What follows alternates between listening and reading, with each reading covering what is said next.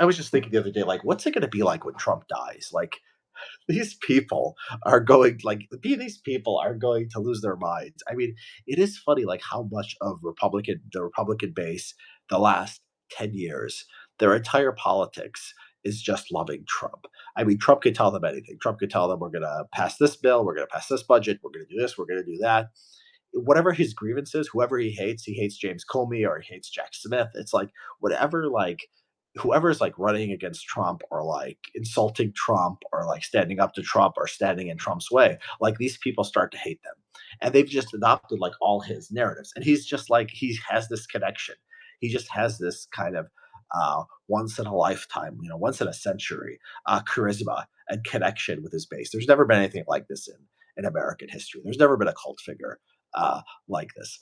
And so when he dies, I mean, it's gonna be like Elvis. I mean, for Elvis, for decades, people would like see Elvis everywhere, and they would have theories that he was still alive. I don't know if they're going to be able to take it. So, is he going to control Republicans from the nursing home? His power waned a little bit in like 2022, right? People thought he was he was spent goods. He was damaged after January 6th. And then like all these candidates that he endorsed in the 2022 midterms went down, and DeSantis looked good, and people thought DeSantis might become the nominee. And so his power waned a little bit then, but like he was soon running for president, and he just cruised to the nomination. So yeah, I mean, is he still going to be like he's going to like it's going to be interesting to see what he does with his time, right? He's going to be like uh he's going to have opinions on what's going on, and yeah, I tend to think like I tend to think he's gonna be a major voice. I mean, I think he's still gonna be, I don't know, running the Republican Party. He's gonna be like seen as like, a kind of godlike figure. And I think that he says like this bill has to pass or this bill doesn't have to pass. I think it's gonna have like a big impact. But he doesn't care that much about politics. That's the thing. Like if he's out of office, like he's gonna want Republicans to win, but he's not like gonna care about like the details of the policy, right? So, like, what exactly is he going to do? He's probably just going to focus on grifting, right? He's going to probably just focus on scamming his followers. Um, and yeah, that's it. I mean, thinking about Trump's post presidency is kind of funny, right? You think about like Jimmy Carter's post presidency and like Obama, they sort of fade away kind of gracefully and they do something else. Obama's doing animal voiceovers for animal documentaries on Netflix. Those are yeah, he's got the perfect voice for that. What exactly Trump does besides just scam people? Um, I don't know. Usri says, I read your article about epistemology in a world of fake data. I think it was one of your best. Do you think that you would write something similar about history? So the question is, would I write something about like the epistemology of like history? Hmm, I don't know. I think history is kind of, I did, when I studied at UCLA, I studied under Mark Trachtenberg, who's in the political science department, but he was a historian by training, and he had written many history books, and he'd written about kind of like how to do history. He wrote actually a book that I read about a book exactly on this topic, like how do you do historical research, and it was pretty good. I mean, it told you like details of like the crafts of, it was like the craft of international history or something like that, I think. And yeah, it was pretty good. It told you how to go about like researching various topics, some good rules for thumb, like if you want to consider like evidence of whether something happened, you go to the original documents. Like, don't go to like what people said later. Don't go to documents necessarily that people release to the public, because that could be to kind of manipulate public opinion. You want like documents that are originally sourced, and they weren't meant to be made public at the time. And so, just basic stuff like that. Is that worth like an article? I don't know. Yeah, I don't know. Yeah, there are fascinating questions about like doing historical research, um, but it's never been something that I've felt compelled uh, to write about. Swifty. Let's see. Let's see. Let's this question. Any prediction on upcoming inflation trends? No, it's not my expertise. I don't know about inflation trends. I just trust the experts. Swifty. Do you think Nick Fuentes is smart? Yeah, I think so. He's got charisma. He's got talent. I was sometimes I hate these online racists, but like it's more forgivable if they have actually a talent, if they have some kind of distinguishing feature. And Fuentes is funny. Like I watch Fuentes, and sometimes I'll see these clips and I'll crack up. So he's like, yeah, he's decently smart, but he's like very talented and very charismatic, and you have to respect that.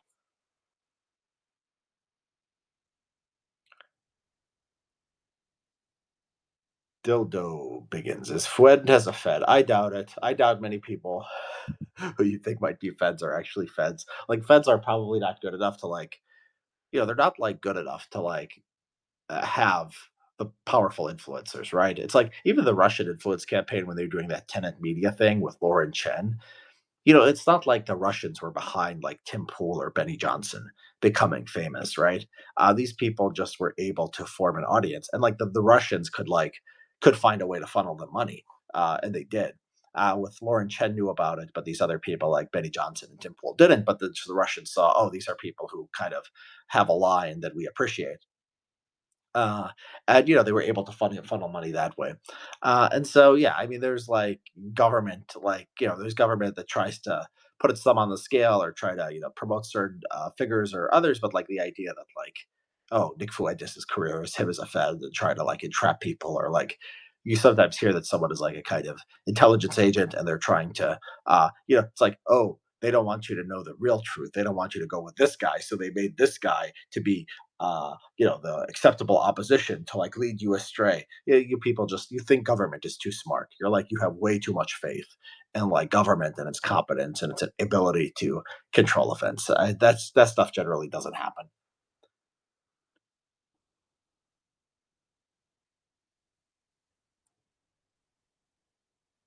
Let's see here. What is your take on government funding of basic science research? I'm for it. I mean, I think that the amount of money we spend on science is small in the grand scheme of things, and most people who've looked at it, I haven't looked closely at the research, so I don't know if it's good or not, but they suggest that it has high returns. And I don't have any reason to kind of doubt that. I mean, like we saw in the Soviet Union, like they made technological advances. I mean, Sputnik, we have evidence that like even under a socialist regime, like government can make basic scientific discoveries. And in the university system, with the government, mostly government schools, we see this too. And so, like, yeah, I mean, compared to how much money we spend, like, on foods, like, what's the good of food stamps? Like, fat people are getting even fatter. Social Security, Medicare, it's like privileging old people who are already much wealthier than everyone else, taking money, funneling it to them. Like, this kind of stuff we're spending money on, I think is either, complete waste or counterproductive. And that's much, much bigger part of the budget. So it's disappointing to see Doge like going after these things, and like the Trump administration going after these things that don't cost a lot of money. So you're not balancing the budget by like getting rid of basic scientific research. But it's actually good. It's actually the stuff that you want uh, government to be spending money on. I think like anti-aging research should be like a huge priority, like cancer, all these other things, and obviously thank God for our big pharma for these drug companies. There's also a private sector role here, but I don't see any reason to think that the government can't have a productive role. And I think historically it has. So yeah, I would up basic science research. I hate this stuff, like where these rightoids are like, oh. They made a mouse transgender. First of all, I don't think the mouse was like Trump mentioned this at the State of the Union, and this was going around right wing Twitter that they spend money to make a mouse transgender. And it wasn't that. It was like there was a word transgenic. Let me look this up.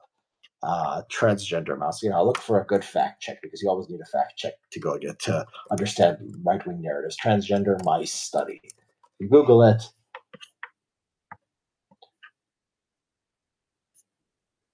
Let's see. So the first pop up is a let's see, top story. First thing pops up is a White House press conference. Says yes, Biden spent millions on transgender animal. Let's see if this is actually true. Let's look up fact check.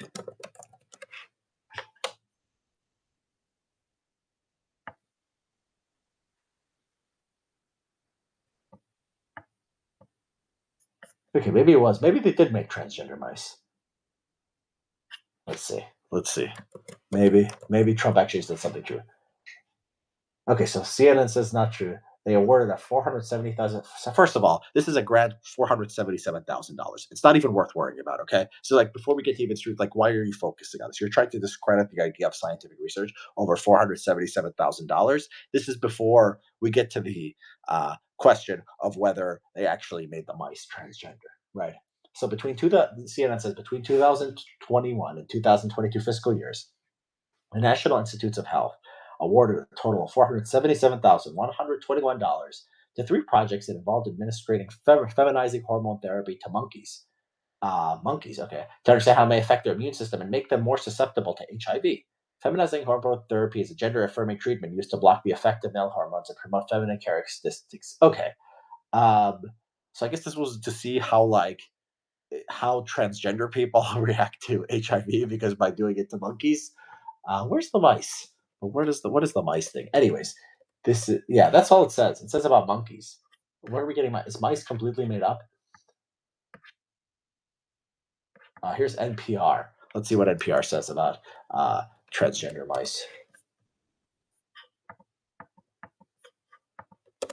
Anyways, it's stupid. I'm not gonna look it up anymore because it's $477,000. It's not worth worrying about. It's not worth. And they're like, oh, we want to study like shrimp on treadmill. Like, who knows? Like sometimes weird scientific things, like discovers things. You're so like looking for things that sound funny, right? That you're not like considering like the overall budget and what actually matters. And like you don't want scientists, you don't want people worried about over their shoulder something that something the public is not going to understand and make them look dumb. So they do things that are just kind of very safe and don't take any risks. So this is just a tiny drop in the bucket.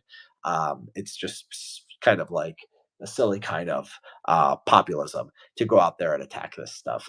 So yeah, we need more basic science research funded by government.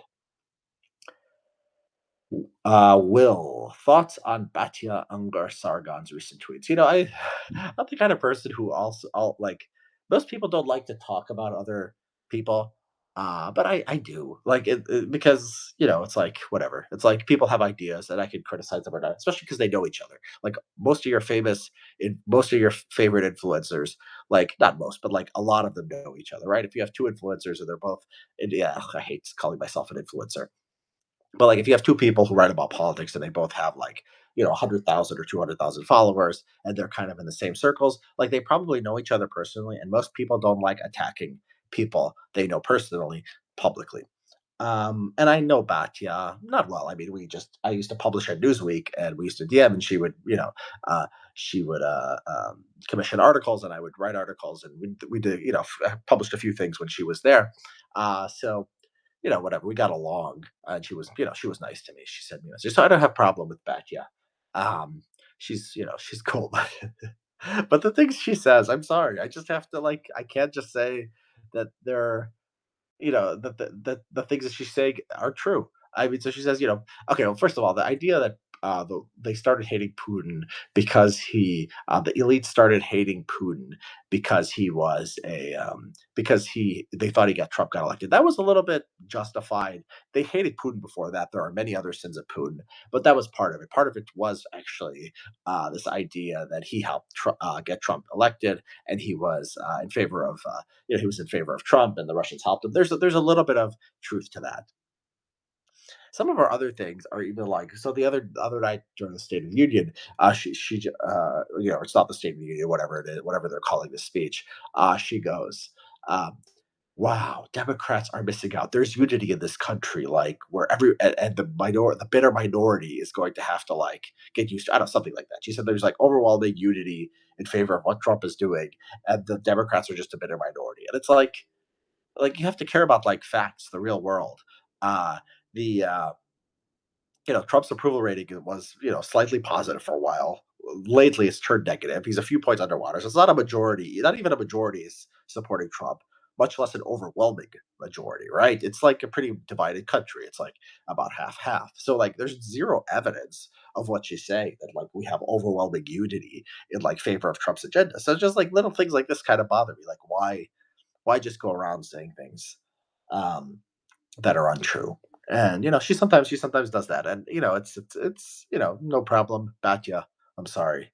I like you, but yeah, I just think that some of her tweets are ill considered.